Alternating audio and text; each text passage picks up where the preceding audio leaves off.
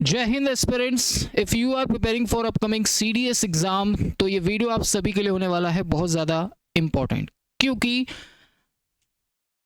Last 30 days आपके पास बचे हुए हैं और अगर आप सोच रहे हैं कि इस बार का सीडीएस एग्ज़ाम आपका इन 30 डेज में कुछ ऐसा करने से क्लियर हो जाए तो ये वीडियो आप सभी के लिए होने वाला है बहुत ज़्यादा बेनिफिशियल। इस वीडियो को शुरू से लेकर अंत तक ज़रूर देखिएगा, क्योंकि हो सकता है इन 30 डेज़ में आप अपने ऑफिसर बनने के ड्रीम को पूरा कर पाएँ। तो आज यहाँ पर हम डिस्कस करने वाले हैं कंप्लीट सीडीएस मैथ्स का ब्लूप्रिंट, जिसे फॉलो करके आप अपने अपकमिंग सीडीएस एग्जाम को क्वालिफाई कर सकते हैं। अगर डाई हार्ड आपने इस प्लान को फॉलो किया तो ट्रस्ट मी, मैं इस चीज़ का विश्वास आपको दिलाता हूँ कि आप अपने ऑफिसर बनने के इस ड्रीम को पूरा कर सकते हैं। तो चलिए वीडियो को लाइक कर दीजिएगा अगर पसंद आए तो, और इस वीडियो को अपने उस फ्रेंड तक शेयर ज़रूर कीजिएगा जो अपने सीडीएस की प्रिपरेशन को लेकर काफ़ी ज़्यादा परेशान है। फर्स्ट ऑफ ऑल बात कर लेते हैं हमारे इस एंटायर प्लान के बारे में, जो कि हमने कंप्लीट मैथ्स को डीकंस्ट्रक्ट किया है और एक स्मार्ट अप्रोच के तहत इसको तैयार करके आप लोगों के सामने प्लान कर दिया है। सबसे पहले आपको इस बात की नॉलेज होनी चाहिए कि आपके एग्ज़ाम का पैटर्न क्या है। तो फर्स्ट ऑफ ऑल 100 क्वेश्चंस आपके पास होंगे और 120 मिनट्स का आपके पास टाइम होगा, जिसमें 1.2 मिनट्स के समथिंग आपके पास टाइम है हर एक क्वेश्चन को अटेम्प्ट करने के लिए। साथ ही साथ मैं बता दूं, आपका जो मेन ऑब्जेक्टिव है वो है 60+ मार्क्स गेन करने का। यही आपका सेफ जोन है और यही आपको आपके रिटर्न को क्वालिफाई करने में हेल्प करेगा। हमें 100 क्वेश्चंस के पीछे नहीं भागना है, हमें पूरे के पूरे 100 क्वेश्चंस नहीं बनाने हैं, हमें सिर्फ और सिर्फ अपनी एक्यूरेसी पर फोकस करना है। अच्छा, नेगेटिव मार्किंग को भी ध्यान में रखना है, क्योंकि ये नेगेटिव मार्किंग का जो ट्रैप है ये कई बच्चों के साथ, जिन्होंने स्टार्टिंग से तैयारी की है, उनके साथ भी काफ़ी ज़्यादा प्रॉब्लम क्रिएट करता है। तो आपको इस ट्रैप में नहीं फंसना है। तो इसके ऊपर भी हम डिटेल में बात करेंगे कि क्या आपको ऐसा करना है सो दैट आपकी ये जो ब्लाइंड गेसिंग की हैबिट है वो छूट जाए और आप लोग एक अच्छा स्कोर करके अपने रिटर्न एग्ज़ाम को एटलीस्ट क्वालिफाई कर पाए। देखिए, ये बात आपको भी अच्छे से मालूम है और मुझे भी। 30 डेज़ में आप अगर ये सोच रहे हैं कि मैं मेरिट में आ जाऊं, इतना मेरा स्कोर हो जाए, तो इट्स नॉट पॉसिबल, क्योंकि काफ़ी अच्छे बच्चे हैं जिन्होंने स्टार्टिंग से काफ़ी ज़्यादा मेहनत की है। उन बच्चों के साथ ये सबसे बड़ी प्रॉब्लम हो जाएगी, नाइंसाफ़ी हो जाएगी। बट अब आपके पास 30 डेज़ हैं तो कुछ ऐसा हम लोग कर सकते हैं सो दैट एटलीस्ट आपका रिटर्न तो क्वालिफाई हो जाए, राइट। तो 100 क्वेश्चंस 120 मिनट 60+ हमारा ऑब्जेक्टिव है और 0.33 की माइनस मार्किंग है। आपको ये चीज़ समझनी होगी कि कोई भी प्रॉब्लम डिसाइड कभी नहीं करती आपकी सक्सेस को। आपकी सक्सेस डिफाइन होती है जब आपने उस प्रॉब्लम को रिक्वायर्ड टाइम में पूरा किया हो। इस बात को याद रखना। सबसे पहले आपको पैटर्न समझना होगा। लास्ट 10 ईयर्स के जब आप पेपर्स को एनालिसिस करेंगे तब आपको ये बात समझ में आएगी कि डिफ़िकल्ट क्वेश्चंस जो आपको देखने को मिलते हैं वो होते हैं 20 to 25 क्वेश्चंस, जो सबसे ज़्यादा हाई रिस्क जोन होता है, जिसमें ज़्यादातर क्वेश्चंस आपको ज्योमेट्री या फिर ट्रिग्नोमेट्री के देखने को मिल जाते हैं। और प्रॉब्लम तब ज़्यादा फेस करनी पड़ती है जब आपके सामने स्टेटमेंट बेस्ड क्वेश्चंस आते हैं। तो इनको बिल्कुल भी टच नहीं करना है। फिलहाल के लिए आपको फोकस करना है आपके मॉडरेट क्वेश्चंस पर और इजी क्वेश्चंस पर। इजी क्वेश्चंस आपको 30 से 35 देखने को मिल जाएंगे और यही आपकी सिक्योर टेरिटरी है, जिसमें आपको इस वॉर को पूरा करना है, राइट। आपको इन दोनों जोन पर सबसे ज़्यादा फोकस करना है। अच्छा, आपको पता होना चाहिए आपका जो गुड अटेम्प्ट है वो 65 से 72 है और केवल इसी के पीछे आपको भागना है।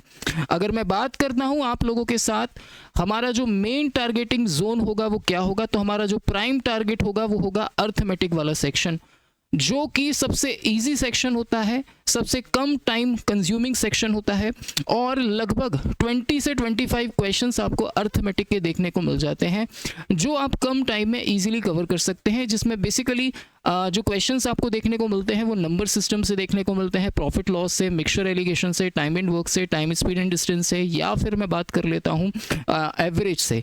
ये क्वेश्चंस आपको जनरली अर्थमेटिक में देखने को मिल जाएंगे। तो सबसे पहला जो आपका प्राइम टारगेट है वो ये है।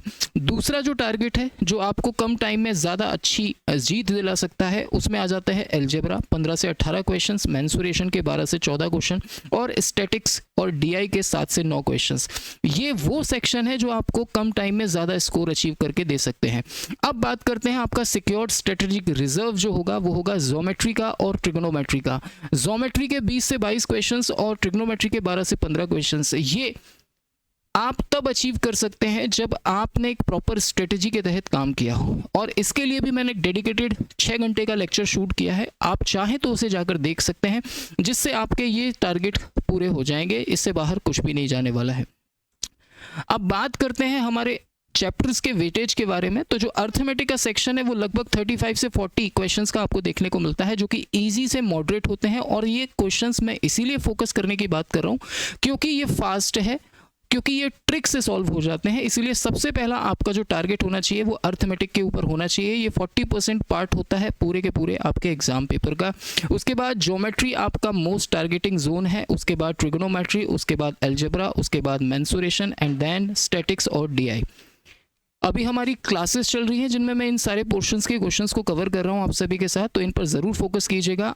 ये आपके सबसे हाई वेटेज के टॉपिक हैं जिन पर अगर आपने फोकस कर लिया तो आपका काम हो जाएगा। तो फर्स्ट ऑफ ऑल आपको अर्थमेटिक वाले सेक्शन पर फोकस करना है। Geometry, trigonometry, algebra, mensuration, statics और डीआई, इतना सब कुछ कवर नहीं करना है, सिर्फ इनका ऊपर ऊपर का आइडिया ले लेना है। जिस चीज़ पर फोकस करना है वो है अर्थमेटिक।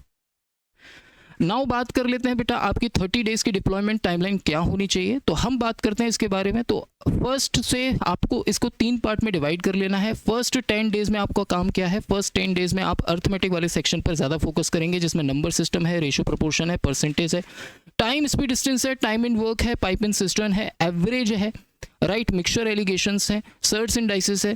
ये ऐसे टॉपिक्स हैं जिनमें ट्रिक्स के बिहाफ पर कम टाइम में आप ज़्यादा क्वेश्चंस अटेम्प्ट कर सकते हैं। तो फेज़ 1 में आपको इस वाले पार्ट को कवर करना है। अब बात करते हैं फेज़ 2 की, तो जिसमें आपको अपने एडवांस वाले सेक्शन पर फोकस करना है, जिसमें ज्योमेट्री, ट्रिगोनोमेट्री, अलजेब्रा और मेंसुरेशन पर आपको फोकस करना है। अब इसके अंदर भी आपको ज्योमेट्री की थ्योरम्स को पढ़ लेना है, ट्रिग्नोमेट्रिक फॉर्मूलाज पर फोकस कर लेना है, अलजेब्रा में आइडेंटिटीज़ को पढ़ लेना है, मैक्सिमा मिनिमा पढ़ लेना है, और मेंसुरेशन में आपको फॉर्मूलाज पर वर्क करना है। That's it. क्वेश्चंस ना भी लगाओ तो चलेगा, बट इतना काम आपको करना ही करना है।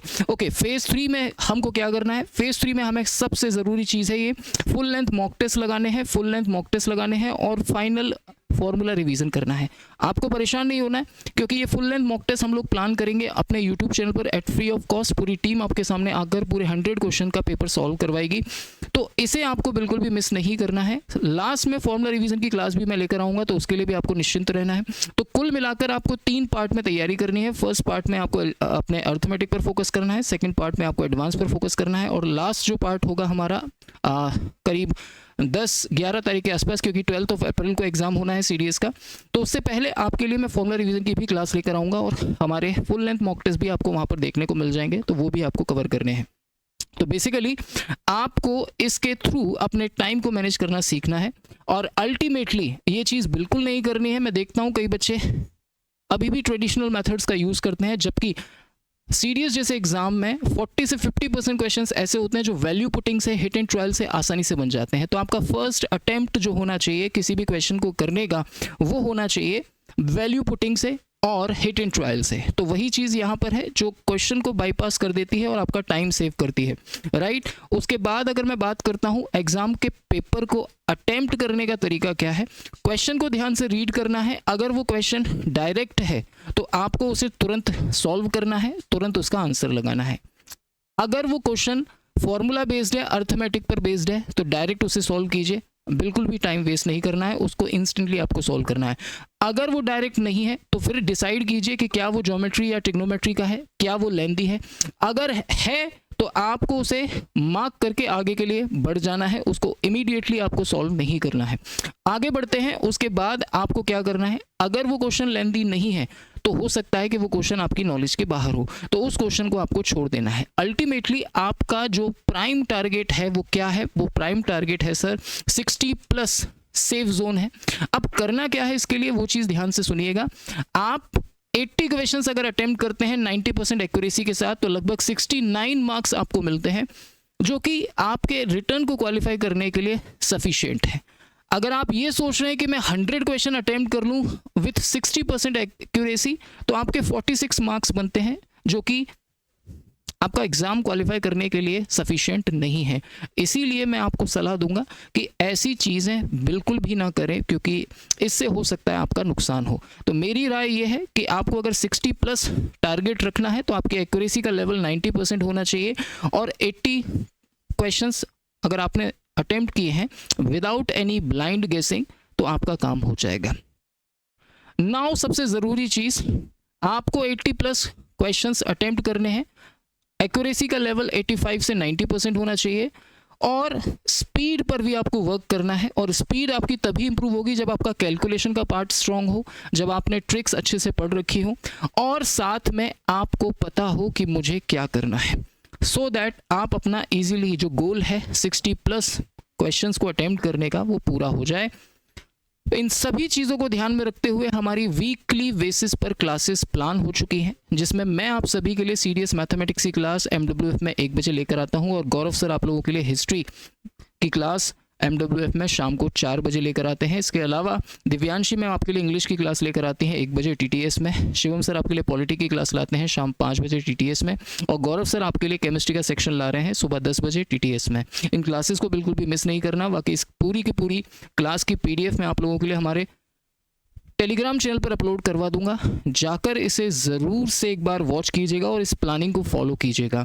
साथ ही साथ अपना ढेर सारा प्यार सपोर्ट हमें हमारे इंस्टाग्राम पर और व्हाट्सएप ग्रुप पर ज़रूर दीजिए, सो दैट हमारी ये जो पहल है, ये जो कोशिश है वो सफल हो। बाकी अगर आप हमारे साथ जुड़कर यहाँ आकर मेहनत करना चाहते हैं, हमारी ऑफलाइन एकेडमी पर आकर पढ़ना चाहते हैं, तो वो काम भी आप कर सकते हैं। उसके लिए आप इन हेल्पलाइन नंबर पर कॉन्टैक्ट कर सकते हैं। बाकी अगर आपको कोई भी डाउट है तो इस वीडियो के कमेंट बॉक्स में अपना कोई भी डाउट आप शेयर कर सकते हैं। हमारी टीम उसे जल्द से जल्द रिजॉल्व करने की पूरी कोशिश करेगी। बाकी कैसा लगा आपको वीडियो कमेंट करके मुझे ज़रूर बताना। मैं मिलता हूँ ऐसी अमेजिंग वीडियोस के साथ। टिल देन ध्यान रखिए अपना, खुश रहिए, हंसते मुस्कुराते रहिए, मेहनत करते रहिए, और अपने उस दोस्त तक इस वीडियो को ज़रूर शेयर कीजिएगा। बाकी मैं इस चीज़ का आपको विश्वास दिला रहा हूँ कि आप इस प्लानिंग को अगर नेक्स्ट 30 डेज तक फॉलो करते हैं, इन चीज़ों को ध्यान में रखते हुए, जो चीज़ें मैंने आपको डिलीवर की, अल्टीमेटली जो चीज़ें आपको फॉलो करनी है वो यही है, इससे बाहर कुछ भी नहीं है। ज़्यादा क्वेश्चंस के पीछे नहीं भागना है, 100 क्वेश्चन अटैम्प्ट नहीं करने हैं, 60+ हमारा टारगेट है, 80+ हमारा अटैम्प्ट है। दैट्स इट, इतने में काम हो जाएगा। ठीक है जी, तो मिलते हैं आपसे ऐसे ही किसी शानदार वीडियो में। Till then bye bye, take care, love you all. जय हिंद, जय भारत, वंदे मातरम।